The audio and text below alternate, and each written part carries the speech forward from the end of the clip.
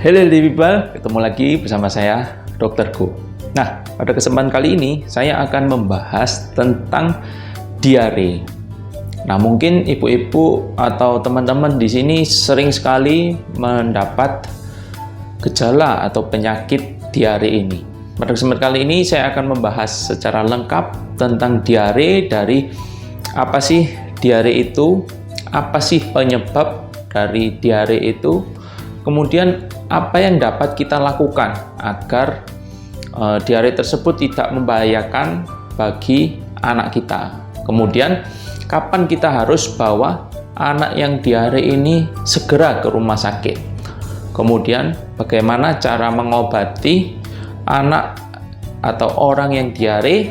Kemudian yang terakhir adalah yang paling penting, bagaimana cara mencegah agar terhindar atau tidak terkena diare. Jangan kemana-mana, tonton terus video saya sampai habis ya.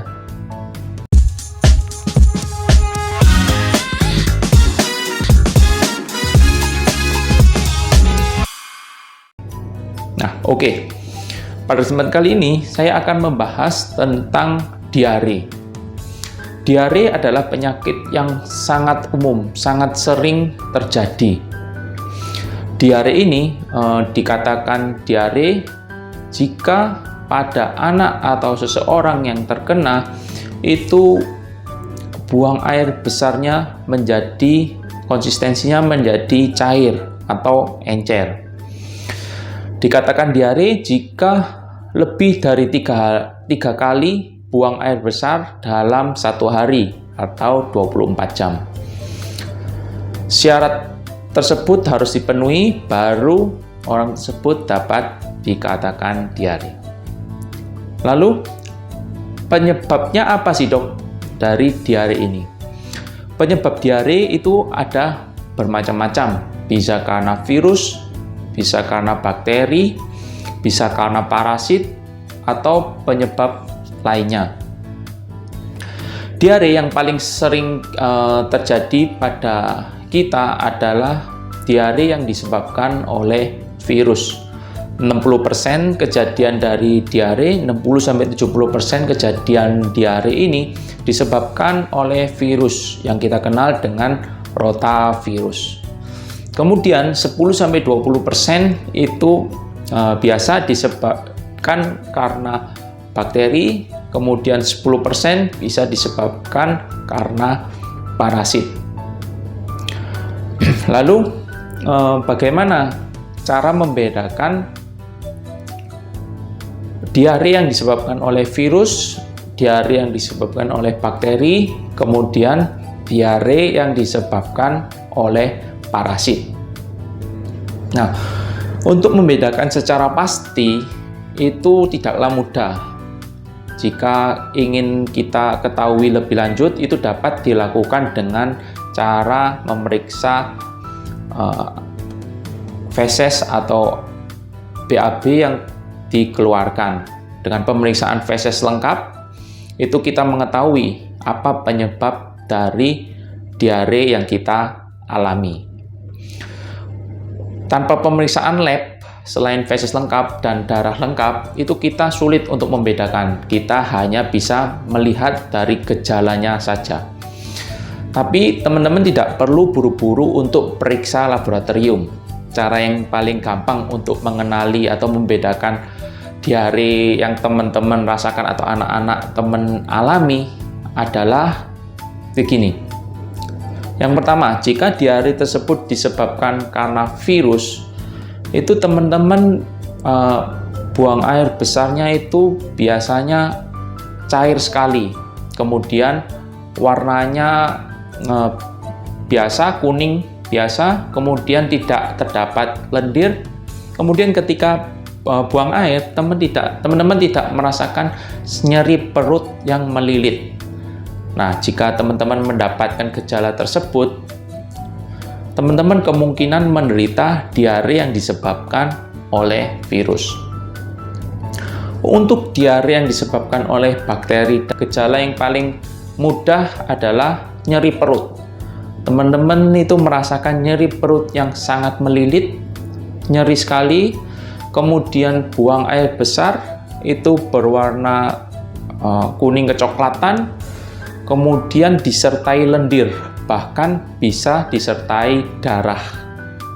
Kadang-kadang darah yang muncul juga tidak terlalu kelihatan, tapi pada waktu dilakukan pemeriksaan feses lengkap itu dapat dilihat. Kemudian untuk yang disebabkan oleh parasit itu gejala mirip dengan bakteri, jadi untuk membedakan yang disebabkan oleh bakteri dan parasit itu sangat susah. Teman-teman bisa langsung memeriksakan feses lengkap dan darah lengkap. Untuk pemeriksaan labnya bagaimana, Dok? Pemeriksaan labnya bisa memeriksa darah lengkap dan feses lengkap. Untuk pemeriksaan darah lengkap, untuk diare yang disebabkan oleh virus itu biasanya leukositnya itu cenderung normal. Untuk diare yang disebabkan oleh bakteri dan parasit itu tentu saja leukositnya pasti tinggi. Kemudian pada feses lengkap juga pasti didapatkan terlihat bakterinya apa. Kemudian jika mau lebih pasti pengobatannya lebih baik, bisa dilakukan kultur feses untuk mendapatkan pilihan terapi yang tepat. Lalu bagaimana, Dok, cara mengobati diare ini? Nah, sebelum saya lanjut ke bagaimana cara mengobati diare, untuk teman-teman yang baru pertama kali lihat video saya, teman-teman bisa mensupport video yang saya buat dengan cara ketik like, kemudian subscribe video saya. Kemudian jangan lupa tekan lonceng di pojok kiri bawah.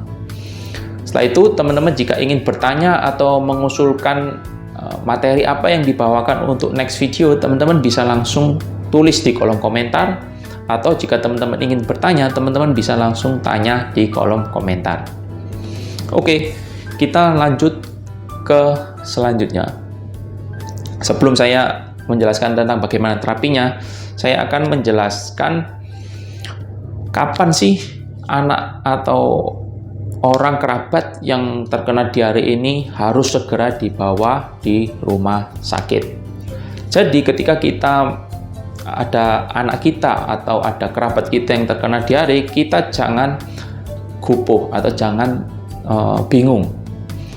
Yang pertama, teman-teman yang harus lakukan adalah lihat dulu berapa kali diarenya dalam satu hari. Kemudian lihat setelah diare, lihat bagaimana konsistensinya, warna, kemudian apakah ada lendir dan darah, kemudian apakah ada nyeri perut. Nah, gejala-gejala tersebut teman-teman harus lihat, kemudian teman-teman catat. Jika data-data tersebut sangat membantu sekali jika teman-teman ke rumah sakit dan dianamnesis oleh dokter yang memeriksa. Kemudian ketika diare lebih dari 3 kali, diare encer, yang harus kita lakukan adalah kita mengganti cairan yang sudah keluar, cairan tubuh yang sudah keluar itu dengan cairan elektrolit oral.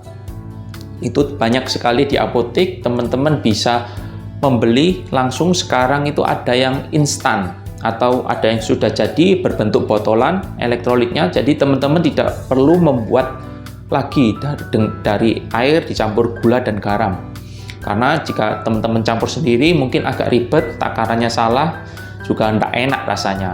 Jika teman-teman cari di apotek, cari aja elektrolit, nah itu banyak mereknya, teman-teman bisa beli tersebut. Kemudian setiap buang air, teman-teman minum cairan elektrolit tersebut. Untuk minum dan makan, teman-teman bisa tetap lanjutkan. Jika anak-anak itu minum ASI tetap harus dilanjutkan. Jika teman-teman minum susu formula juga harus dilanjutkan, harus tetap dilanjutkan, karena jika tidak diberikan minum, maka anak yang diare tersebut bisa menyebabkan dehidrasi. Untuk susu formula, bagaimana, Dok? Nah, susu formula tetap dilanjutkan kecuali anak teman-teman itu punya toleransi laktosa ya. itu teman-teman bisa minum susu yang khusus yang tidak terdapat laktosanya, kemudian tetap dilanjutkan. Kemudian diobservasi, kemudian kalau pada orang dewasa atau anak kecil, hindari makanan yang berserat terlebih dahulu, makan bubur saja yang lunak-lunak agar tidak mengganggu, memperberat kerja dari usus. Kemudian kapan dok suatu diare ini dikatakan berbahaya dan harus segera dibawa ke rumah sakit? Nah, jadi gejala diare ini ada disertai dengan gejala dehidrasi. Yang paling parah yang bisa menyebabkan bahaya itu dehidrasinya ini. Jadi kita cegah agar tidak terjadi dehidrasi. Kalau yang tanpa dehidrasi, teman-teman lakukan terapi di rumah, bisa teman-teman berikan elektrolit setiap buang air besar, kemudian teman-teman berikan zinc. Dosisnya kalau pada anak-anak atau orang dewasa 20 mg satu hari sekali, kalau pada bayi itu 10 mg. Kemudian untuk antibiotik jangan diberikan kecuali teman-teman yakin kalau penyebab diarenya tersebut disebabkan oleh bakteri. Dan antibiotik juga tidak bisa beli sembarangan, harus konsultasi ke dokter dulu. Biasanya dokter yang menentukan perlu antibiotik atau tidak. Kemudian elektrolit, oralit oral, kemudian zinc, kemudian untuk menyerap racun teman-teman bisa minum norit untuk menyerap racun. Kemudian jika tanpa dehidrasi, teman-teman bisa lakukan terapi sendiri di rumah.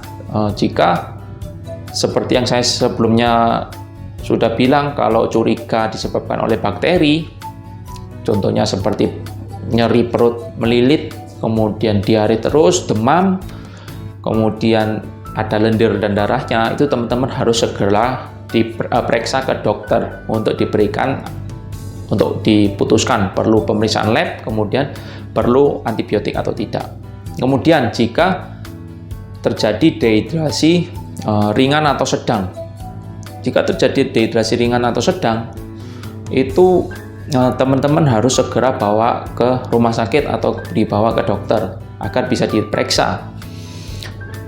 Ciri dari dehidrasi, sudah terjadi dehidrasi ini bagaimana dok? Ada dehidrasi ringan sampai sedang, itu biasanya anak haus, terasa haus. Kemudian kencingnya, untuk dehidrasi ringan ya kencingnya masih banyak, cuman nangis, rewel, kemudian haus saja, haus. Teman-teman tetap harus kasih minum. Jika dehidrasi sedang, itu anak itu haus, kemudian kencing sudah mulai berkurang, kemudian mata, jika teman-teman lihat teman atau anak teman-teman itu matanya udah mulai cekung, kemudian kulitnya ini udah agak tidak kenyal ya, teman-teman bisa rasakan. Nah, itu adalah ciri-ciri dehidrasi sedang. Kemudian teman-teman harus cepat bawa ke rumah sakit. Apalagi dehidrasi berat. Tanda dari dehidrasi berat tentu saja anak sudah males minum karena terlalu lemes, elektrolit banyak yang keluar, natrium keluar, kalium keluar, jadi anak jadi lemes, ngantuk, kemudian matanya cekung. Kalau pada bayi, teman-teman bisa raba pada ubun-ubunnya itu cekung, kemudian kulitnya ini sudah seperti kering. Teman-teman ketika cubit sedikit, ini lama kembalinya. Kalau pada anak yang tidak dehidrasi, pasti kencang, mengkilap. Ketika teman-teman cubit, itu kulit bisa langsung kembali seperti semula. Nah, itu teman-teman harus segera bawa ke rumah sakit. Segera dibawa ke rumah sakit. Karena jika dehidrasi berat, itu sangat berbahaya. Natrium, kaliumnya, elektrolitnya hilang, tidak dapat terserap. Itu bisa mengganggu kerja jantung, kerja nafas. Nah, jadi harus segera dibawa ke rumah sakit. Nah, kemudian bagaimana dok cara mencegah agar tidak terjadi atau terkena diare? Faktor utama agar tidak terkena diare itu adalah jaga kebersihan. Kalau pada bayi atau anak-anak, kita harus menjaga kebersihan sebelum kita memberi makan, sebelum kita menyentuh bayi kita harus cuci tangan. Kemudian peralatan makanan pada bayi, pada anak itu harus dicuci dengan bersih. Kemudian yang sering sekali kebobolan adalah jajan sembarangan. Jangan jajan sembarangan. Jika kita ingin jajan, itu kita harus tahu higienis apa tidak toko yang kita beli makanannya.